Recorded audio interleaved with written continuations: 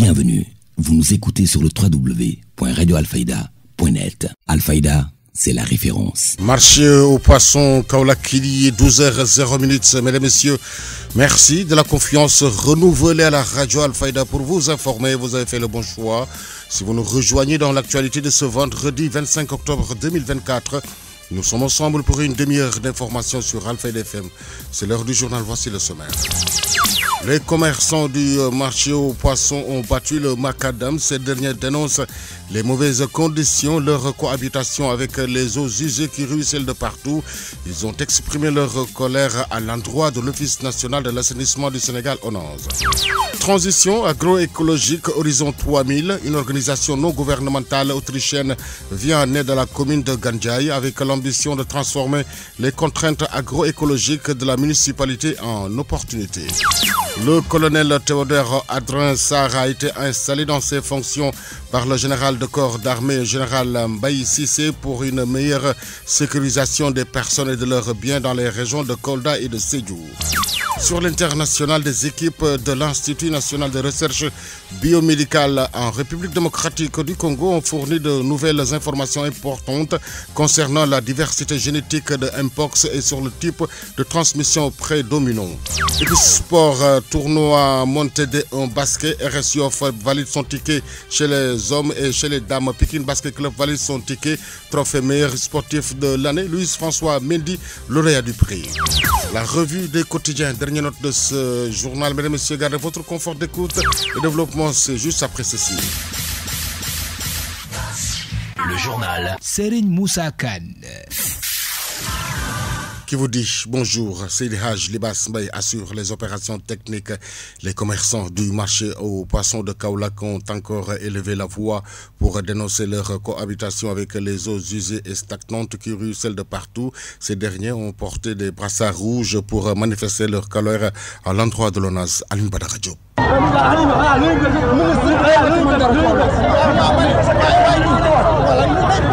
Cri de cœur des vendeurs du marché aux poissons de Kaolack face à une telle situation qui gangrène l'économie de ce secteur. Pendant 3 mois, ces vendeurs de légumes et de poissons vivent dans ce calvaire, selon Atundiaï, le président du marché aux poissons. On a organisé cette point de presse pour dénoncer le regard et l'eau qui coule dans la rue du marché central aux poissons de Kaolack. Comme vous le savez, les gens sont fatigués. Cette rue-là, c'est la rue pré-empruntée du matin, de 4h du matin à midi. Il y a les commerçants, il y a les marchands ambulants, il y a les boutiquiers, les vendeurs de poissons, les marieurs et des syndicats. Tout ce beau monde, c'est celui-là qu'on fait emprunter pour venir travailler le matin. Ces derniers n'excluent même pas de boycotter les taxes si jamais les autorités n'apportent pas des solutions. Cette rue-là, c'est le rue le plus pratiqué de Kaolack, de 4h du matin à 5h du matin. Et depuis 3 mois, il y a le regard de l'ONAS qui coule dans cette rue. On a fait des points de presse, on a fait des marches, on a tout fait, on a abordé toutes les autorités. Maintenant, nous prenons toutes nos responsabilités à partir d'aujourd'hui. Aujourd'hui, c'est le plan A. On va vers le plan B. Le plan B, je dis, et je le répète, et je le dis très haut, si cette situation continue comme ça, on ne paye pas de taxes municipales. Un bon nombre de personnes étaient descendues dans les rues du marché central aux poissons de Kaolack, arborées de brassards rouges, pour fustiger le mutisme des autorités face à cette situation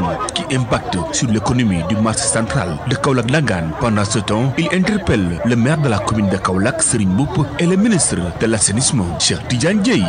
Aline Badara Diop, le président du marché aux poissons Atou Ndiaye, menace de passer à la vitesse supérieure. L'instabilité gagne le marché. Il y a des tas d'ordures partout. Il interpelle les autorités de trouver solution à leurs difficultés. Atou Ndiaye au micro d'Aline Badara Diop. Le marché central au Sénégal, on ne paye pas du taxe municipal, on ne paye pas du duty, on ne paye rien de 4h du matin à 12h. Donc, je demande à toutes les autorités de nous entendre, à bon entendeur, de nous entendre et de parler avec l'ONAS. Nous demandons à monsieur le maire, c'est lui le responsable de Kaolack, c'est lui le premier magistrat de Kaolack. Je lui lance un appel d'aborder les gens de l'ONAS. Parce que l'ONAS, ça nous appartient. Le bureau de l'ONAS, l'équipe maîtrisée de l'ONAS est payé par nos anciens contribuables. Donc on doit nous respecter. L'ONAS doit respecter les gens. C'est l'ONAS qui a gâté tout le Kaolack. Ça, il faut oser de le dire. Nous interpellons monsieur le président de la République. Et le ministre aussi, nous les interpellons. Nous demandons au ministre de parler avec les gens incapables. Les gens de l'ONAS sont incapables. Ils n'ont rien fait de Kaolack. Par rapport à l'économie. Par rapport à l'économie. Ça donne l'économie. Maintenant, personne ne vient pas au centrale au poisson, au syndicat, etc. Parce que cette ligne-là, personne ne veut pas l'aborder. Avec cette eau usée-là, c'est pas l'eau de la pluie, mais c'est une eau usée, c'est une eau du canal venant de l'ONAS. Donc j'interpelle directement le directeur de l'ONAS, le ministre, le président de la République, d'aider le marché central au poisson de Kaolack et le syndicat. Car le marché central au poisson de Kaolack a un coût de 4 milliards 500 millions fait par l'État. On peut gâter tout cela à cause de cette eau usée de l'ONAS. Donc j'appelle tout le monde et toutes les autorités de Kaolack, le préfet, le gouverneur, les magistrats de venir nous aider pour relever le... Atou Ndiaye, le président du marché aux poissons de Kaolack, réagissait au micro d'Aline Badara Diop. Direction Kolda, la section syndicale FGTSB des collectivités territoriales est dans tous ses états en colère contre le président du conseil départemental de Médina Yoro Fula qu'il accuse d'avoir licencié délibérément certains de leurs camarades. Le mandataire régional Ibrahima Kouaita au micro d'Amadou Diatta. Aujourd'hui, je suis avec mes camarades du conseil départemental de Médina Yoro Fula.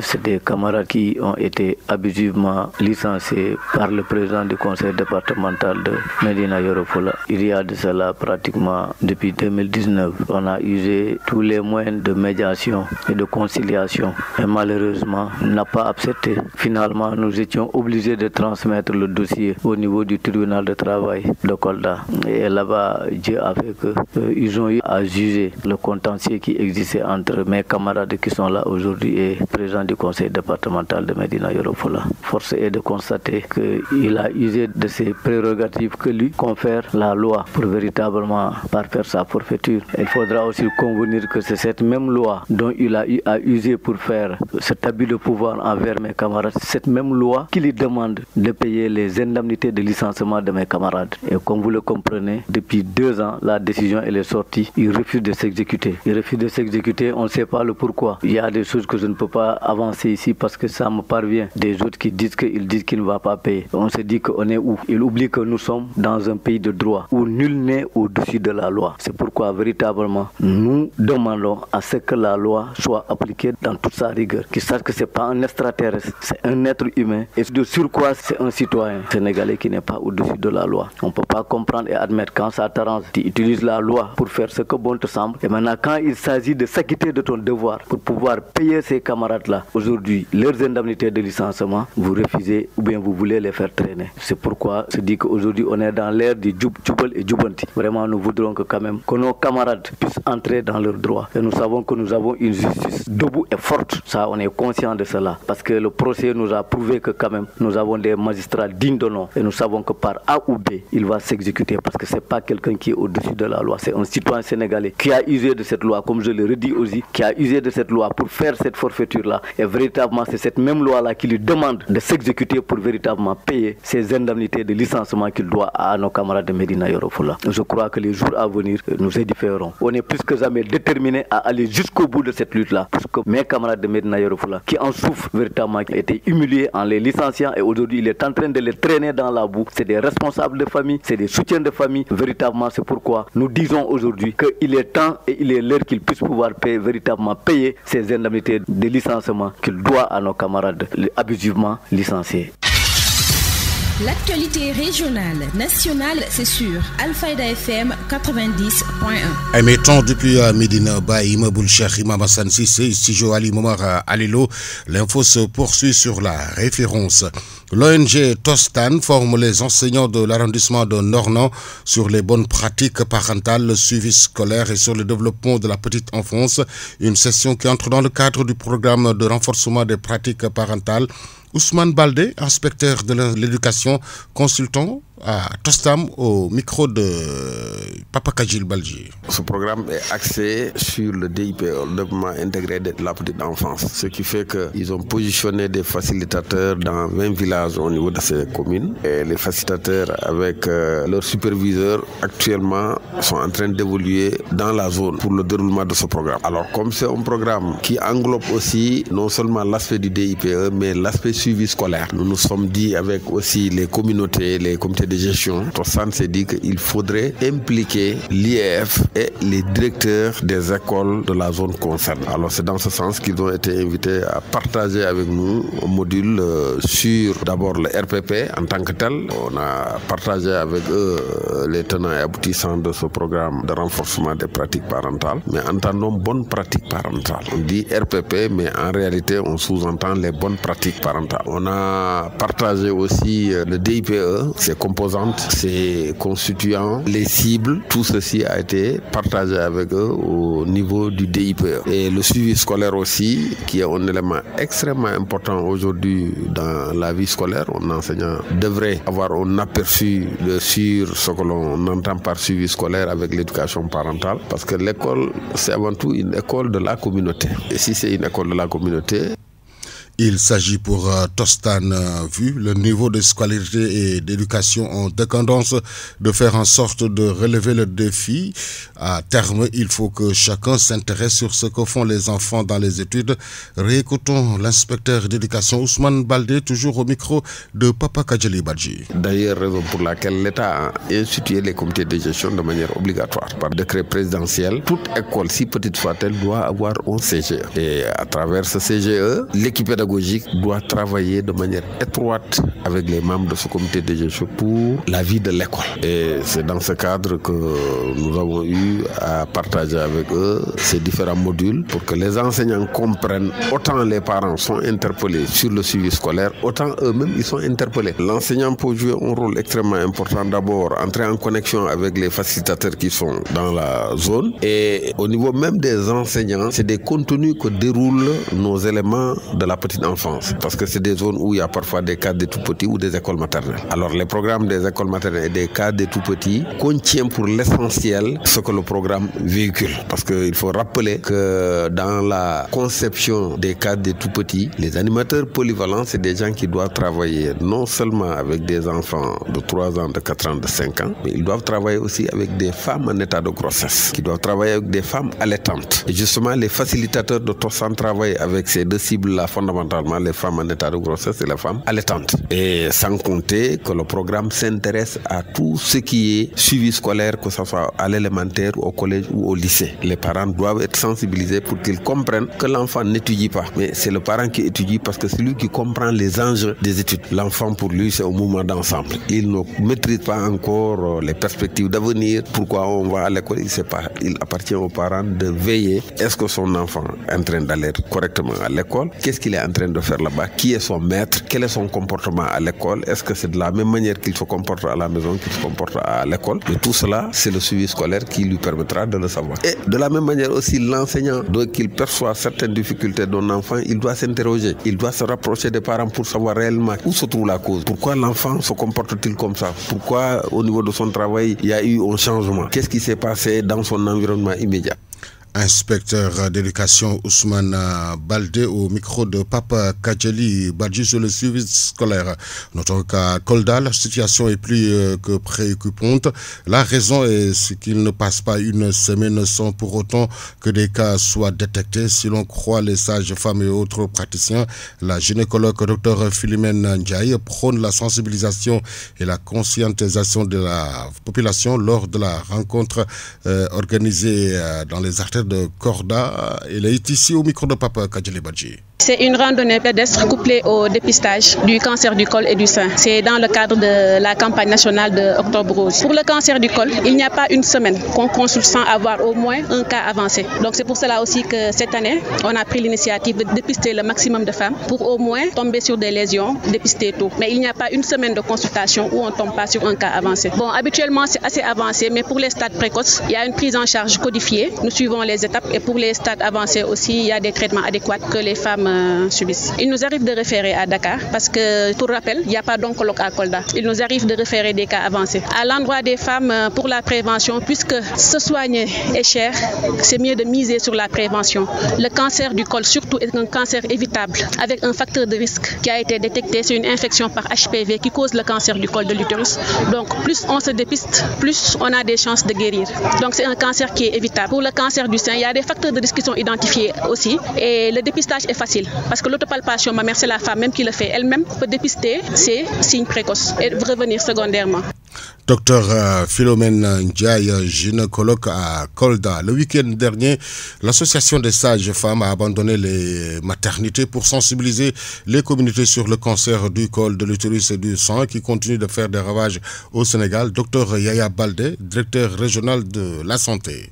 Donc, comme vous le savez, nous sommes au mois d'octobre et c'est un mois dédié au cancer féminin, notamment les cancers du col de l'utérus, mais surtout également le cancer du sein. Aujourd'hui, la région, dans sa globalité, a tenu à faire cette randonnée pédestre de sensibilisation sous la conduite de nos autorités, mais également avec une bonne organisation au niveau du centre hospitalier régional. Que ça soit un peu le point de ralliement de ces randonneurs, marqué également par un week-end de dépistage des cancers du col et du sein, mais également de vaccination contre le HPV. Donc c'était l'occasion de faire de la mobilisation, de la sensibilisation. Cette randonnée a été conduite par M. le préfet sur instruction de M. le gouverneur et pratiquement tous les chefs de service, aussi bien départementaux que régionaux, mais également la population et également surtout les acteurs de santé avec mention spéciale aux sages-femmes de l'association régionale des sages-femmes. Nous avons fait cette marche durant laquelle vous avez suivi tous les messages qui ont été lancés dans nos différentes langues nationales et pour que le message puisse atteindre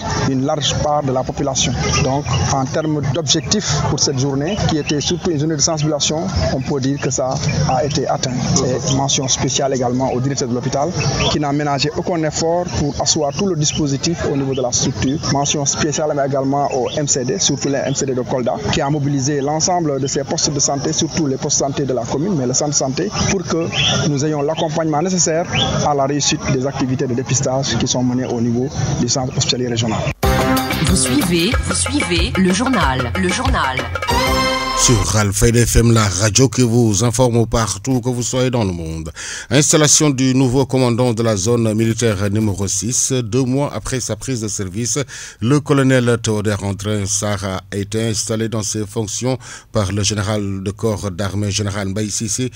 Suivons le compte rendu de Papa Kadjili Badji. Le nouveau commandant de la zone militaire numéro 6 entend faire de la sécurité collaborative une réalité dans les régions de Kolda et de Sédhiou. Colonel Théodore Adrien Sarr. La sécurité collaborative sous-entend qu'il y a bien entendu des gens qui sont au cœur de cette sécurité. Je parle notamment des forces de défense et de sécurité, mais qui ne sont pas les seuls acteurs de cette sécurité. En effet, les populations elles-mêmes sont actrices de leur propre sécurité. Et c'est tous ensemble, en synergie, que nous devons atteindre cet objectif sécuritaire au profit de la région, des régions de Kolda et de Sédhiou, tous ensemble. Ce colonel des forces spéciales des armées sénégalaises a été porté à la tête de la zone militaire numéro 6 au mois d'août dernier en remplacement du colonel Badara Ndiaye. Il vient d'être installé officiellement ce 23 octobre par le SEMGA, général Mbaye Cissé. Par le président de la République, vous reconnaissez désormais votre chef, le colonel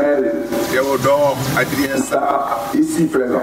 Vous obéirez en tout ce qu'il vous commandera pour le bien du service, l'observation des lois, l'exécution des règlements militaires et le succès des armées du Sénégal. Colonel Adrien Sarr dit être satisfait de conduire les destinées de la zone militaire numéro 6 au bénéfice des populations. Donc ma mission tourne essentiellement autour de la protection des populations et de leurs biens, de la défense de l'intégrité du territoire national et la prise en charge aux côtés des autorités administratives des besoins des populations au plus près, au cœur des populations, à leur service. Il faut signaler qu'à son arrivée, des missions conjointes de sécurisation des populations ont été organisées avec l'armée gambienne avec des patrouilles mixtes le long de la frontière.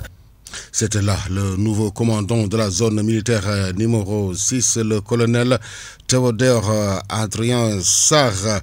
Le Soudan est le théâtre d'une guerre depuis avril entre deux généraux. Face à la presse, l'ambassadeur Ousmane Hissène Alamine Ahmed dresse un bilan macabre de cette guerre qui prend son temps. Depuis le déclenchement de la guerre au 15 avril, à peu près 40 sièges et résidences des ambassadeurs et des ambassades à Khartoum sont ciblés par les milices de soutien rapide à Khartoum. C'est pour cela que tous les diplomates, les ambassadeurs sont quittés et évacués. Pour cela, et d'autres sont partis chez eux. Et d'autres preuves que, comme vous avez souligné, il y a des chiffres, à peu près 400 avion arrive de Abu Dhabi vers l'aéroport de Entebbe et jusqu'à Oumdjaras aéroport.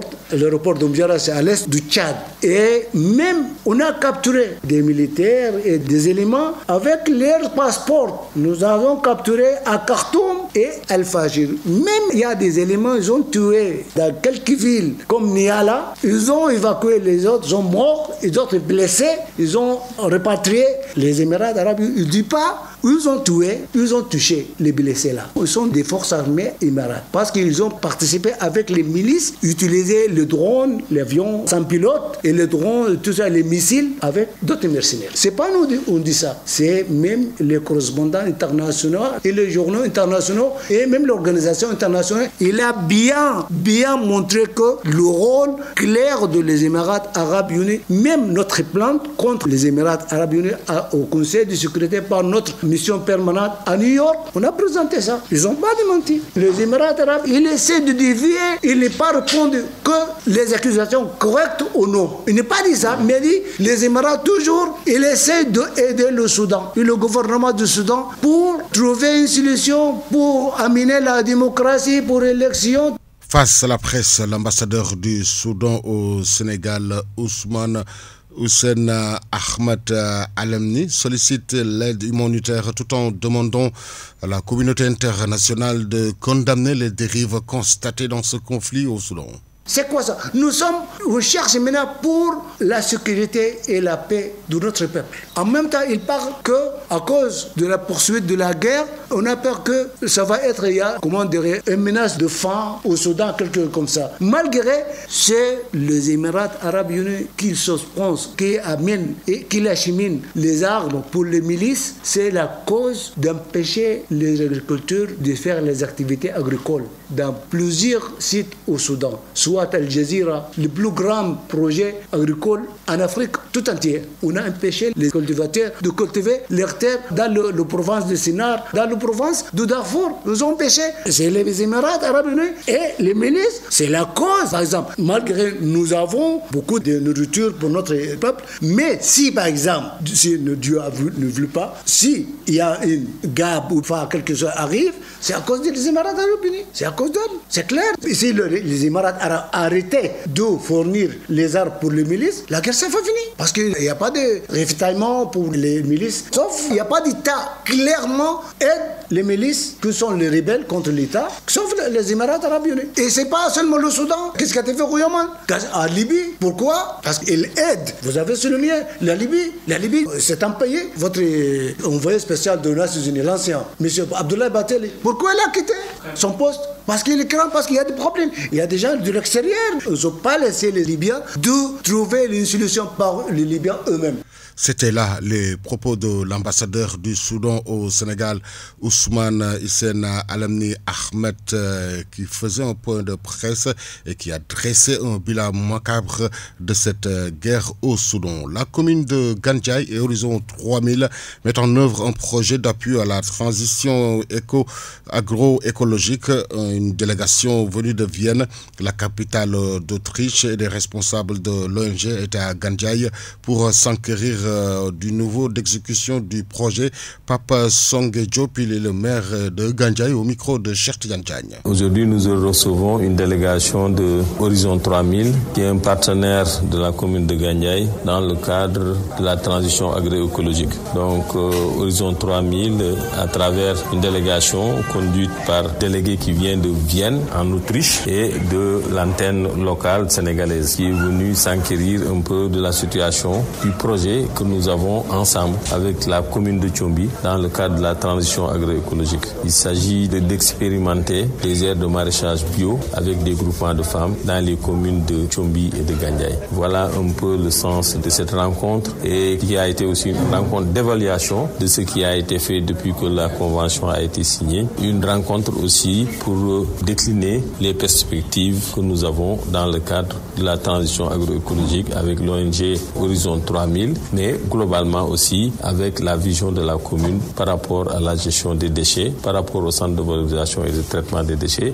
mais par rapport aussi à la ville durable que nous voulons construire à Gandiaye. Le projet a été bien accueilli, d'autant plus que c'est un projet qui concerne deux communes qui sont ensemble, et que dans le cadre à la fois de l'autonomisation des femmes et dans le cadre aussi de la souveraineté alimentaire locale, qui est un concept que nous avons lancé à Gandiaye depuis 2 ans, et puis dans la commune de Tchombi aussi, que la souveraineté nationale n'est rien d'autre que la somme des souverainetés locales. Donc voilà comment le projet a été accueilli, et c'est des groupements de femmes. Nous avons 66 femmes qui s'activent rien que dans la commune de Gandiaye à travers 4 périmètres maraîchers et qui font des productions bio, commencent à être rentables.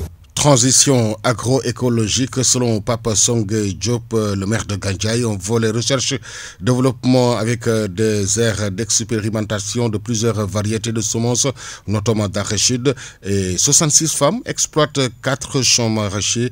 Réécoutons-le toujours au micro de Cheikh Tidiane Diagne. Il y a plusieurs volets dans le projet. Il y a le volet formation. La formation consiste toujours à la production de compost, parce que l'agriculture bio, la base, c'est le compost qui est produit à partir des déchets organiques récupérés au niveau de la commune et versés au niveau du centre de valorisation et de traitement des déchets. Donc elles ont été formées à la production de compost, à l'agriculture bio, sans utiliser vraiment d'éléments chimiques. Ça, c'est le plus important. Il y a aussi un aspect recherche-développement, où il y a des aires d'expérimentation de semences, par exemple, de nouvelles semences de variétés d'arachide. Ce qui est important, que l'on travaille avec ISRA. Aussi, le compost que nous avons utilisé quand vous suivez la présentation du chargé de projet, M. Samuel, a été certifié par les laboratoires de l'ISRA. Ce qui fait que nous sommes vraiment dans une dynamique d'agriculture bio. Aujourd'hui, je peux dire que la leçon à tirer, ou bien la principale conclusion de cet atelier, c'est que Gandiaye va lancer sa zone économique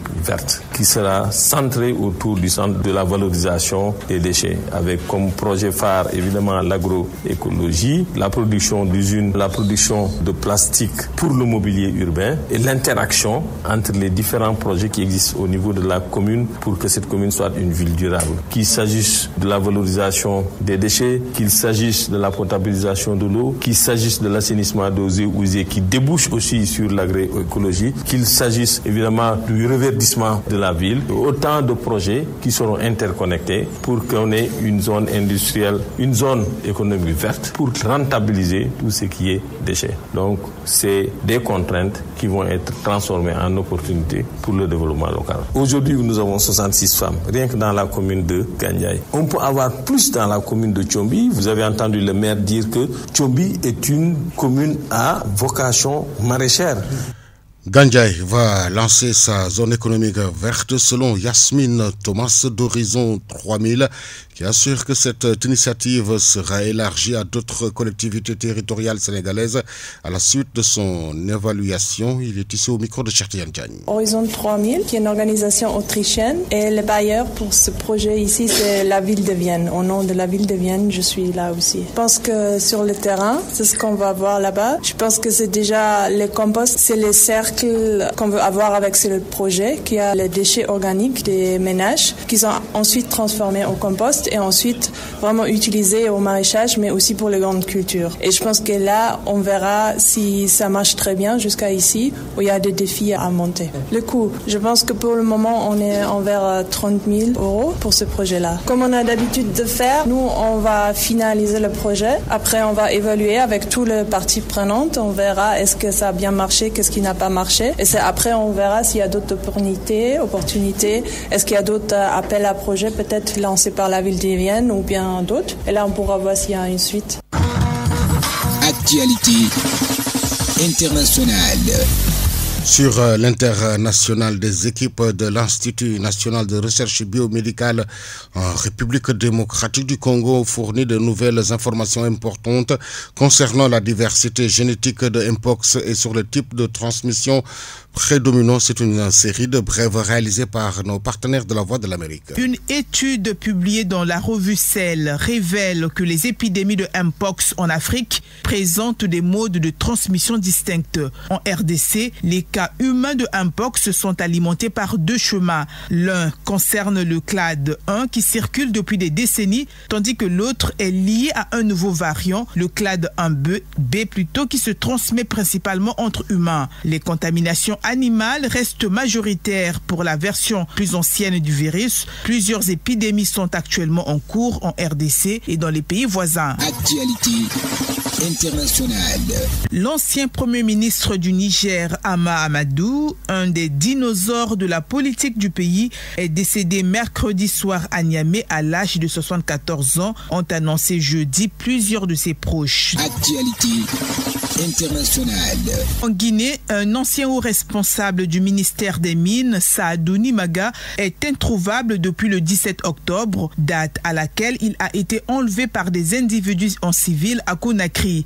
Ses proches n'ont eu aucune nouvelle de lui depuis cette disparition. Les autorités nient toute implication. Le gouvernement camerounais a annoncé l'ouverture d'une enquête après la diffusion d'une vidéo virale montrant des actes de torture infligés à Longué Longué, un chanteur populaire. La vidéo, qui date de 2019, montre l'artiste immobilisé et violenté par des individus identifiés comme membres des forces de sécurité. L'artiste n'a pas confirmé l'authenticité des images et a refusé de commenter. Le ministère de la Défense a promis que les responsabilités seraient établies en fonction des résultats de l'enquête. Actualité internationale. Le gouvernement portugais s'est dit prêt hier à user de tous les moyens pour mettre un terme aux troubles survenus ces 3 dernières nuits dans plusieurs banlieues de Lisbonne après la mort d'un homme noir dans une opération policière. Actualité internationale.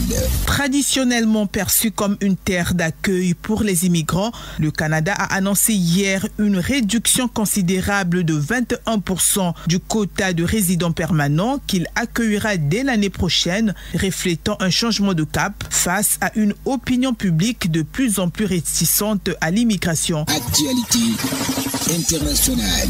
Le chef de la diplomatie américaine, Anthony Blinken, va rencontrer ce vendredi à Londres le premier ministre libanais Najib Mikati pour parler de l'offensive israélienne contre le Hezbollah au Liban, a annoncé hier un responsable du département d'État. Monsieur Blinken est arrivé dans la soirée dans la capitale britannique après une tournée au Moyen-Orient au cours de laquelle il a insisté pour que les civils libanais soient épargnés mais sans réclamer de cessez-le-feu immédiat d'Israël. Et sport.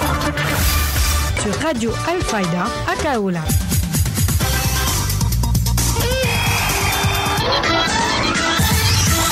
12h31 au terrain Lindiane, une page sportive que nous ouvrons avec les trophées de l'Association nationale de la presse sportive. Nicolas Jackson de Chelsea remporte le trophée Jules François Bocandé. Jean-Louis François Mendy, lauréat du prix meilleur sportif de l'année. Modulo, meilleur lutteur pour la 3e fois. CAF Award, la cérémonie se tiendra à Marrakech au Maroc. Lamine Camara et El Hadji Malick Diouf nominés meilleurs jeunes joueurs. Aucun Sénégalais n'est nominé dans les autres catégories.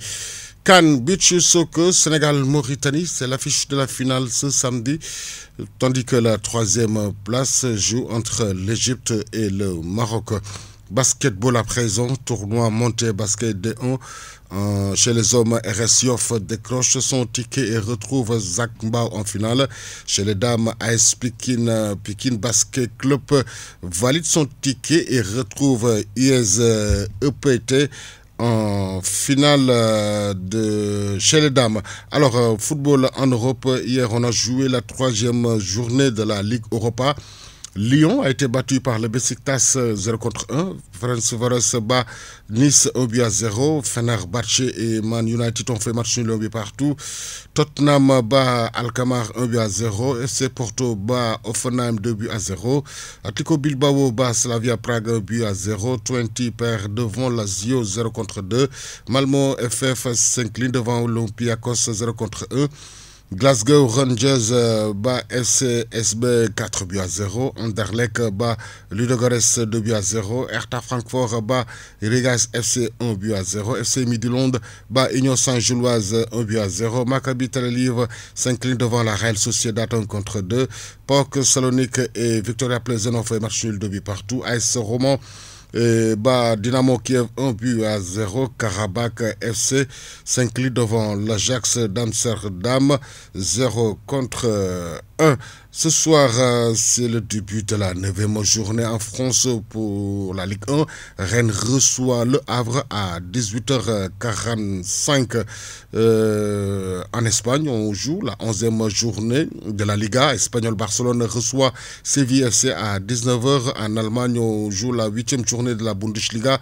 Mainz reçoit Mönchengladbach à 18h30. En Italie, on joue la 9e journée du Calcio italien.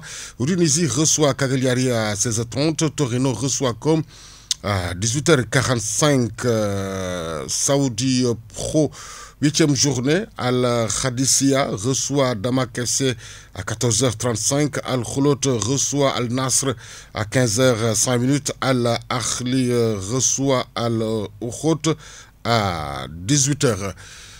12h34. Tout de suite la revue de quotidien. La revue de presse.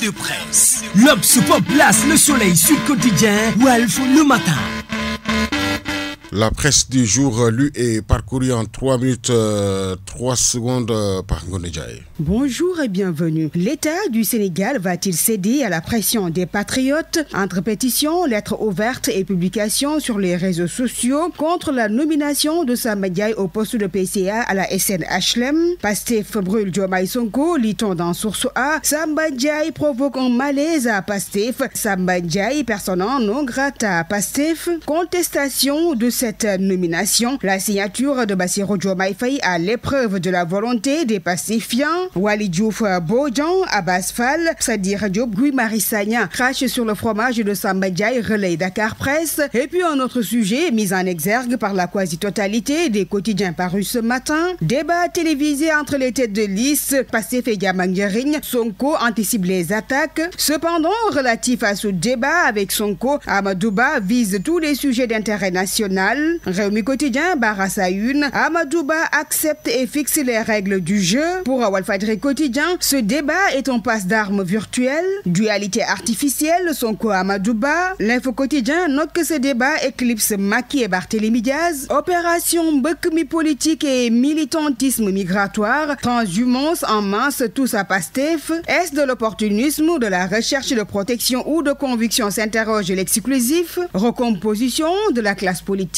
Le crépuscule des carriéristes à la une du journal La Critique. Se vêtir du manteau politique pour voquer au gré des intérêts matériels. Occuper l'espace médiatique pour combler un manque criard de représentativité. Ramasser des dividendes et sinécures au point de se positionner en personne providence. Les professionnels politiques ont longtemps usé de stratégies et de stratagèmes manipulatrices pour se forger une réputation dans le landerneau politique. Chasser le naturel, il revient au galop, dit un adage. Transhumance politique, une rupture ratée par Diomaye Sonko, commente l'évidence. Poursuivons toujours cette revue des quotidiens. Bougane Barthélémy Diaz, entre défaites victorieuses et victoires sans gloire, la bravade d'un duo devenu de la braise incandescente. 2 minutes pour lire l'essentiel nous dit que Bougane reçoit ses premières visites ce matin alors que Barthélémy Diaz prépare ses armures de campagne. Affaire Bougane, toujours, les jeunesses de Sam Sekadou montent au créneau vers une saisine du groupe de travail des Nations Unies, renseigne le quotidien La Tribune. Pour elle, cette arrestation de Bougane Gueye Dany constitue une grave atteinte aux libertés individuelles et à la démocratie. Poursuivi pour faux et usage de faux, le chroniqueur Ahmed Ndoye de la Sen TV. En garde à vue, informe Dakar Presse. Mystère sur l'arrestation de Ahmed Ndoye, évoque le quotidien La Dépêche. Et enfin, nous terminons en sport. CAN Beach Soccer, le Sénégal et la Mauritanie en finale.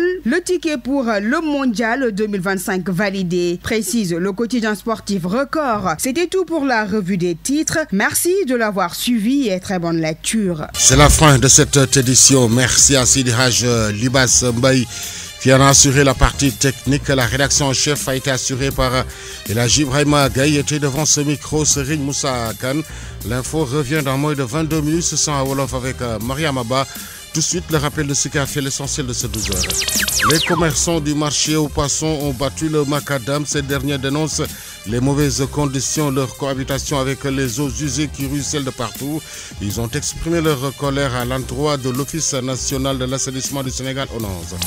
Transition agroécologique Horizon 3000, une organisation non gouvernementale autrichienne vient en aide à la commune de Gandiaye avec l'ambition de transformer les contraintes agroécologiques de la municipalité en opportunités. Le colonel Théodore André Sarr a été installé dans ses fonctions par le général de corps d'armée, général Mbaye Cissé, pour une meilleure sécurisation des personnes et de leurs biens dans les régions de Kolda et de Sédhiou. En seconde partie, vous avez suivi l'actualité internationale, la page sportive et la revue de quotidien qui ont mis un terme à ce 12 heures. Mesdames et messieurs, merci de nous avoir accueillis dans l'intimité de chez vous. Excellente suite de programme sur la 90.1. Le journal Serigne Moussa Khan.